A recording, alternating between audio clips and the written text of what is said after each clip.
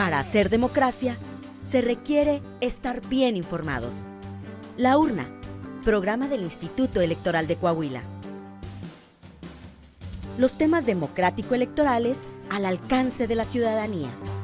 Hola, ¿qué tal? Bienvenidos a su programa La Urna. Como siempre, les saludamos con mucho gusto y mucho agrado en esta producción del Instituto Electoral de Coahuila. Le queremos invitar a que se quede con nosotros en esta ocasión. La consejera presidenta del instituto, la maestra Gabriela María de León Farías, nos tiene una interesante charla. Protagonistas de la vida democrática de Coahuila y de México en comunicación directa con usted. La entrevista.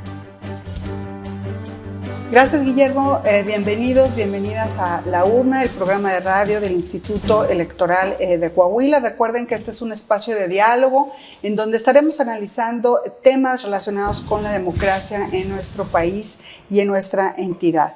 Y el día de hoy le quisiera dar la más cordial de las bienvenidas al doctor César Astudillo Reyes. Él es doctor en Derecho por la Universidad Complutense de Madrid, especialista en Derecho y Ciencia Política por el Centro de Estudios Político-Constitucionales de España. Se desempeña como profesor de la Facultad de Derecho de la UNAM, en donde imparten materias como Derechos Humanos, Derecho Constitucional, Teoría de la Constitución y Derecho Electoral. Es catedrático del posgrado de diversas universidades del país, donde imparte Interpretación Constitucional y Derecho Procesal Constitucional.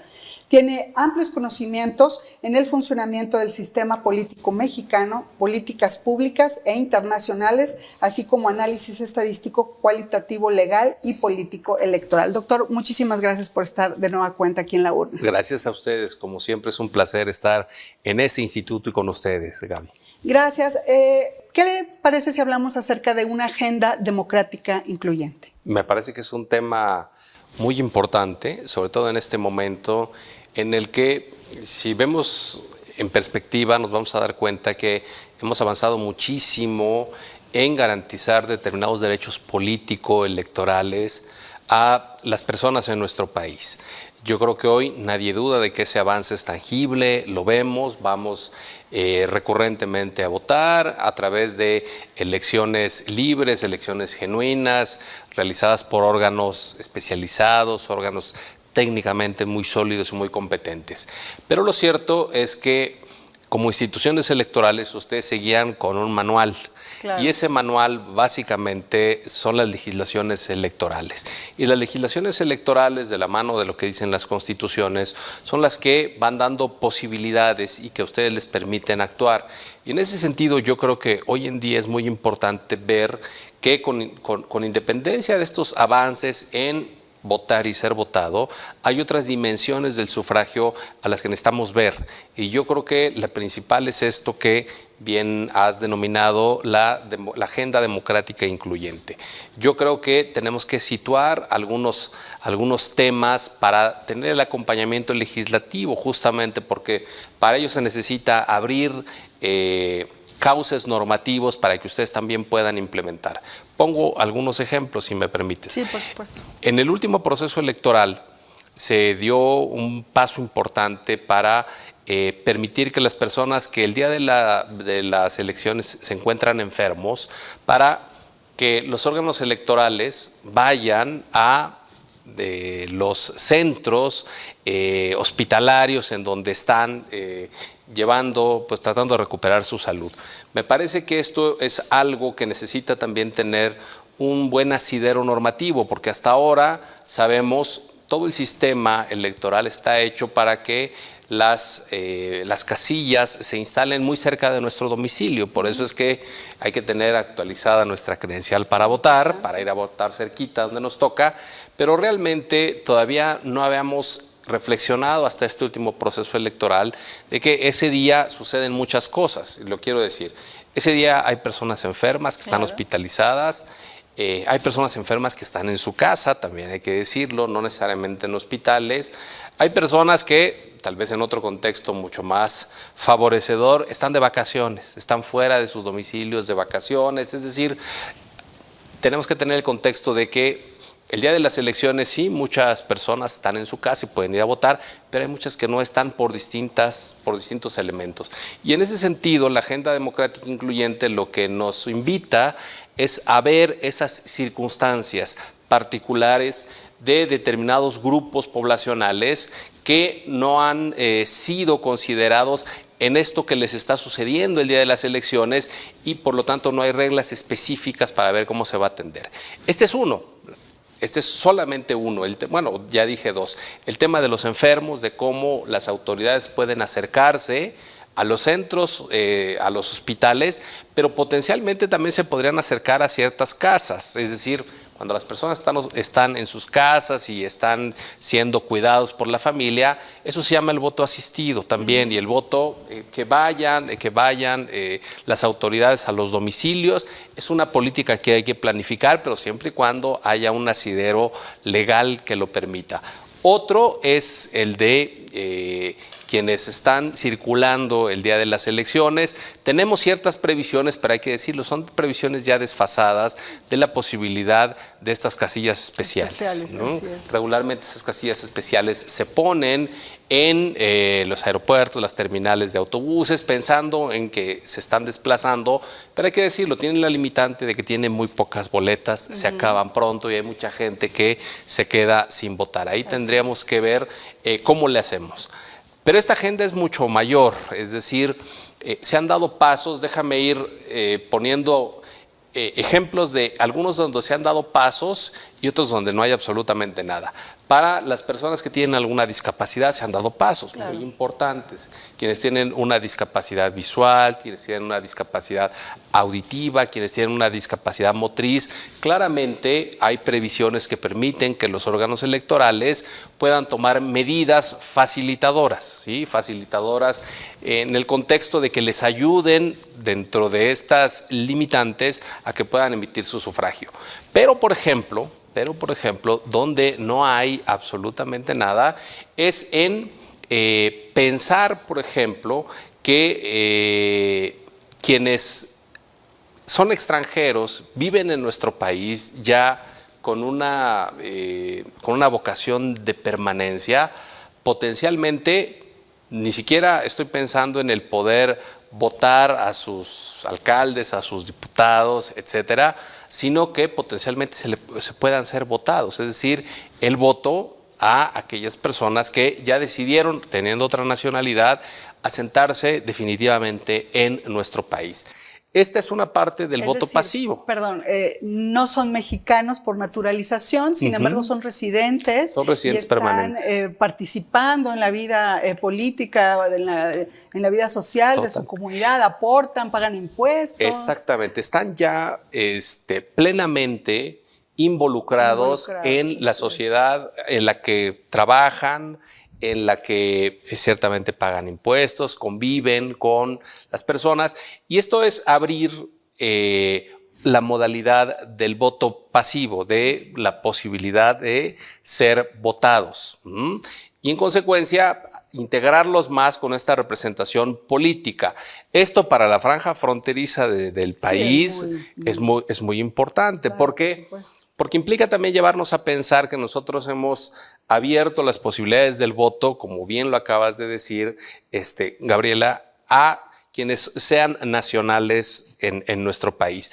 Esto implica cambiar un poco el chip y decir, a ver, no necesariamente se requiere la nacionalidad, sino pensar en términos de un domicilio ya con vocación de permanencia, porque hay quienes vienen y se instalan y claramente hacen de su instalación en nuestro país ya un modo de vida permanente, y en ese sentido abrir esta posibilidad. Voy con otras donde también derivado con esto, lo que sí se ha permitido es que los mexicanos que residen en el extranjero puedan votar por ciertos cargos de elección popular en nuestro país. Eso sí, inicialmente se pensó solo en la presidencia de la República, después se fue extendiendo. Hoy hay varios estados que permiten que las gubernaturas o las diputaciones también se elijan desde quienes residen en el extranjero, pero hoy en día necesitamos dar un paso más allá. Si nosotros advertimos, solamente en Estados Unidos hay alrededor de 40 millones de personas de ascendencia o de origen mexicano, de las cuales 20 millones tienen derechos políticos para participar allá y también potencialmente para participar aquí. Sí, no todos tienen credencial para votar. Entonces, hasta ahora les hemos dicho, ustedes estando del otro lado pueden votar por aquí quienes los partidos políticos postulen, pero donde tenemos que dar paso hacia adelante es permitir que ellos mismos se postulen para que tengan su propia representación y que esos representantes vengan, se integren aquí a los congresos para la protección de sus intereses. Esta sería la figura del diputado migrante. Algo así. Bueno, vamos a platicar un poco más acerca de esta figura y de otras más, regresando de un corte. No se vayan, estamos aquí en La Urna, el programa de radio del Instituto Electoral de Coahuila.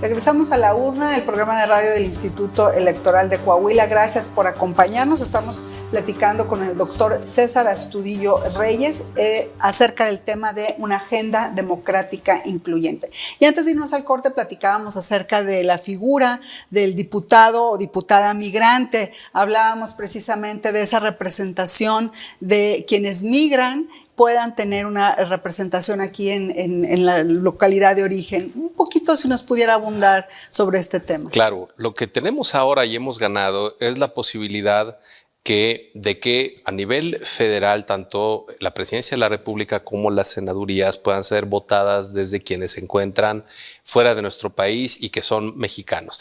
En el ámbito de los estados, algunos congresos han legislado para introducir esta figura del diputado migrante, pero ¿cuál es el punto diferencial? Que hasta ahora se ha abierto esa posibilidad para que a quienes residen fuera de nuestro país se les diga, mira, los partidos postularon a estos candidatos y tú puedes votar por cualquiera de ellos. La diferencia es que eso solo les permite un voto activo, es decir, que vayan a votar por quienes ya están previamente establecidos por los partidos.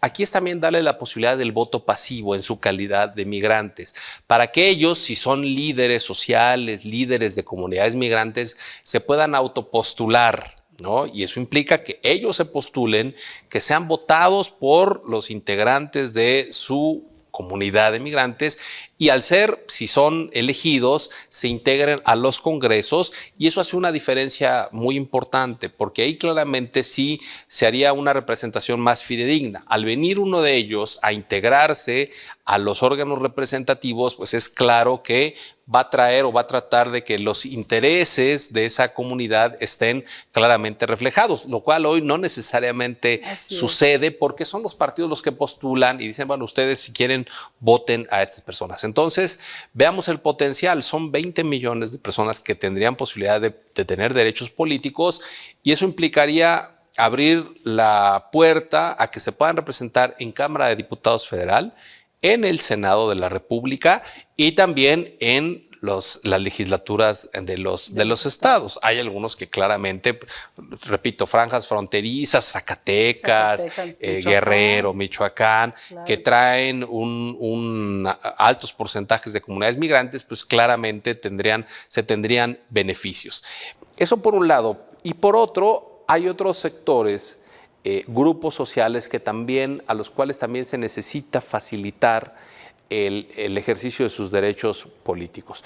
Me parece que aquí hay que reconocerlo, el INE dio pasos importantes en materia, por ejemplo, de la representación indígena en la última elección. Dijo algo que está plasmado de alguna manera en la legislación, pero el INE lo desarrolló a través de acciones afirmativas con las cuales yo estoy completamente de acuerdo. Dijo, a ver, vamos a identificar aquellos distritos en donde mayoritariamente estén integrados con población indígena y ahí tienen que ir como candidatos personas indígenas. Me parece que eso estuvo muy bien. Ahora tendríamos que también hacer un ejercicio a nivel nacional para también posibilitar que eso sea. Muchas legislaciones de los estados ya los contemplan, hay que decir, pero hay que fortalecerlo en ánimo de que los propios órganos electorales tengan mayores elementos para realizar los análisis, para establecer las bases, y que los partidos tengan la sensibilidad también para que acompañen a los órganos electorales. Una más es también derivado de una política que ha sido muy exitosa, que es la agenda de la paridad de género. Yo creo que difícilmente alguien duda hoy en día en nuestro país que ha sido una política muy exitosa, a la cual tiene pendientes sin duda, pero lo conseguido hasta ahora en este tiempo hace que podamos decir que fue muy exitosa. Es decir, el equilibrio de géneros para la representación política. Ahí vamos de gane. Pero lo cierto es que esto también nos lleva a pensar otros elementos en donde estamos un poco más desfasados, porque si hablamos de una agenda democrática incluyente, tendremos que tomar en cuenta el género, que ya lo avanzamos, pero después lo generacional, es decir, cómo también incentivar que hayan adecuados equilibrios entre las generaciones que estamos representando en los congresos, porque las medidas para impulsar la participación de los jóvenes están apenas despegando, son embrionarias. Tenemos que pensar que en poco tiempo, de acuerdo a los datos estadísticos que nos dé el INEGI, vamos a ser una sociedad envejecida, y en ese sentido también necesitamos ver algunas normas que se hagan cargo de esta realidad. Necesitamos entonces ver cómo impulsamos, ¿sí?, una oxigenación también de la política, diciéndole a los partidos que es importante que tomen decisiones orientadas a permitir que los jóvenes empiecen a interesarse incluso en la política, a que hagan política, y como pronto también medidas, porque vamos a ser una sociedad envejecida. Entonces, generacional, la identidad indígena, que ya la dijimos, y después también el tema de las preferencias sexuales, y ver también de qué manera ponemos reglas que permitan que ustedes como órganos electorales puedan remover esos obstáculos que hoy en día impiden a quienes cambian de orientación, a quienes necesitan también sus representantes para que ellos les abran camino en las leyes que hoy son leyes muy viejas y que estaban pensadas bajo otra perspectiva. Entonces, necesitamos ver de qué manera esta agenda incluyente les permite generar las condiciones para que puedan participar al margen de discriminación que lamentablemente todavía existe, y que se les pueda facilitar, porque finalmente esto es algo en uso de sus plenas libertades, y lo que tienen que hacer los órganos electorales es facilitar que dentro de esa libertad ellos también puedan participar. Claro. ¿Qué otros pendientes tenemos para incluirlos en esta agenda? Pues yo creo que hay otros. Uno de los más polémicos es el de las personas privadas de su libertad. Así es. Esto es un tema polémico si se abre socialmente, pero creo que una agenda incluyente al menos debe comprometerse con abrir la discusión. ¿Sí? Que la discusión ya se abrió también a partir de una sentencia del Tribunal Electoral Federal. Se dijo, a ver, hay que empezar a realizar los análisis tendientes a ver si aquellas personas que están privadas de su libertad podrían, y en qué casos y bajo qué condiciones, y bajo qué parámetros participar en las elecciones. Sabemos que hoy quienes están privados de su libertad lo están porque, uno, ya tienen sentencia definitiva y están pugnando una pena, y dos, porque todavía no la tienen, pero están recluidos.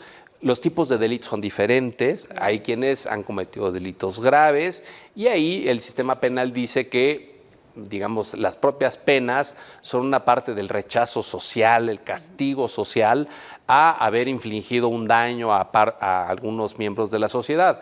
Pero quienes cometen delitos menores realmente deberían tener el mismo tratamiento, de no permitirles de tener suspendidos sus derechos políticos, pues parecería que no. Y entonces lo importante es abrir la discusión para ver en qué casos, en qué condiciones sí se les debería permitir y en qué condiciones no.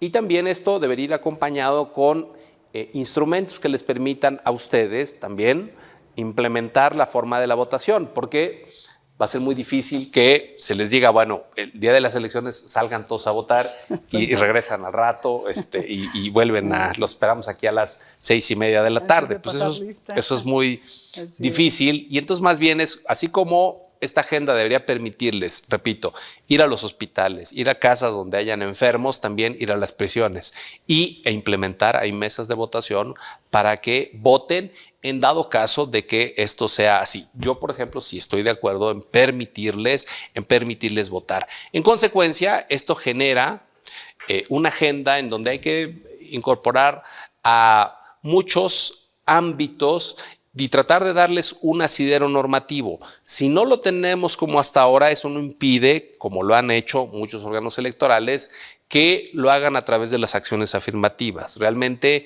me parece que es algo que se debe hacer, que de una forma muy bien pensada, muy bien articulada, puede tener resultados exitosos y también eso puede contribuir a que vayan madurando estas experiencias de tal suerte que después también los órganos legislativos lo puedan retomar y legislar. Así sucedió con la paridad, claro, con la paridad de género. Entonces, esto abre una expectativa en donde la pregunta central es cómo facilitar que la ciudadanía participe en los temas políticos, en los temas públicos, sea a través de la emisión del sufragio, o sea también de ayudándoles a que ellos mismos tengan los impulsos para que se postulen. Me parece que aquí también como gran tema central está, si hablamos de facilitar, está el hecho del uso de las tecnologías. Es decir, en algún momento tenemos que pensar de que en lugar de que nos inviten a ir a votar a nuestra casilla más cercana,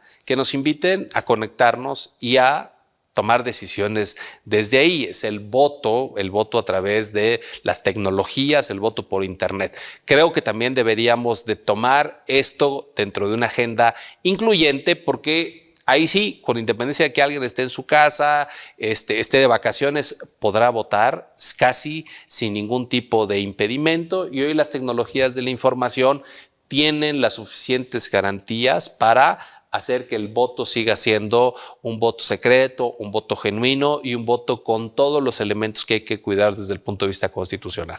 Pues doctor, muchísimas gracias. Desgraciadamente se nos acabó el tiempo aquí en este programa de radio y bueno, pues ya tenemos agenda pendiente para la próxima legislatura. Hay que ver de qué manera se pueden incluir todos estos temas que mencionamos el día de hoy, que han sido acciones afirmativas, pero también hay que incorporarlos a la norma. Muchísimas gracias a quienes nos acompañaron el día de hoy. Los esperamos y nos escuchamos la próxima semana en una emisión más de La Urna, el programa de radio del Instituto Electoral de Coahuila.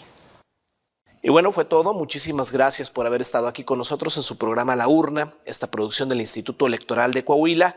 Y queremos agradecer también de una manera muy especial a Coahuila Radio y Televisión, que nos permite llegar hasta usted en los 38 municipios de Coahuila. Nos puede seguir también en redes sociales, en Facebook como laurna.programa radiofónico del IEC, en Instagram programa-radiofónico y en Twitter laurna-IEC. Queremos tener comunicación con usted. Pásenla muy bien. Hasta la próxima semana. Gracias por acompañarnos en una emisión más de La Urna, llevado hasta ustedes por el Instituto Electoral de Coahuila. Nos escuchamos en nuestra próxima emisión.